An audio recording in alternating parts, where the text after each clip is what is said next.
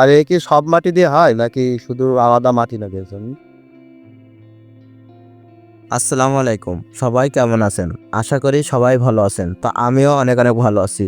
তো প্রথমে আপনারা যে ভিডিওটি দেখলেন, এটা হয়তোবা কেউ নাও বুঝতে পারেন, এটা একটা চাড়ি বানানোর ভিডিও। এই ভিডিওতে আমি আপনাদেরকে দেখাবো এই গ্রামের অধিকাংশ চাষিরা মাটি দিয়ে কিভাবে চাড়ি, কলস এবং মাটির মালসা তৈরি করে। আমাদের এই চাচি এখন যেই কাদাটা পা দিয়ে দবাচ্ছে, এই কাদাটা দিয়ে তৈরি হবে একটা গোলাকার চাড়ি।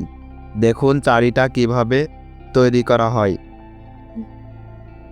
5 মিনিট মতন লাগে। আর এ কি সব মাটি দিয়ে হয় নাকি শুধু আলাদা মাটি লাগে এর জন্য?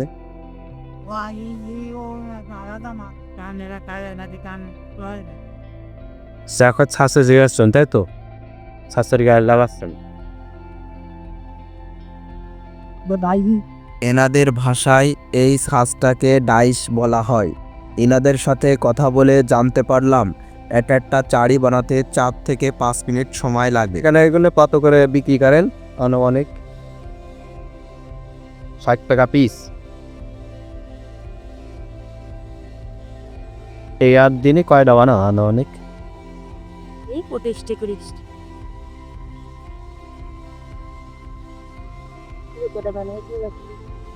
ও এই এলাকায় আসলে চারিদিকে শুধু চাড়ি আর চাড়ি, মানে মাটির জিনিসপত্র দেখতে পারবেন। এই দেখুন সারাদিনে এই চাষি এই চাড়িগুলো তৈরি করেছে। তারা প্রতিদিনের কাজই এই চাড়ি বানানো। চাড়ি বানানোর কাজ প্রায় শেষ। এখন দেখতে পাচ্ছেন একটা কাপড় নিয়ে তাতে পানি দিয়ে আর কি এটা ফিনিশিং করা হচ্ছে। এটাকে ভালোভাবে ফিনিশিং দেওয়ার পর এই কাঁচিটার সাহায্যে চারি সাইড গোলাকারভাবে কেটে নেওয়া হচ্ছে। কেটে নেওয়া হয়ে গেল। এবার দেখুন দুইটা দড়ির সাহায্যে এই ডাইসটা থেকে চারিটা আলাদা করে নিল, নিয়ে এটা আবার সাইডে রাখলো। এখানে আবার আরও একটা নতুন চাড়ি তৈরি করা হবে।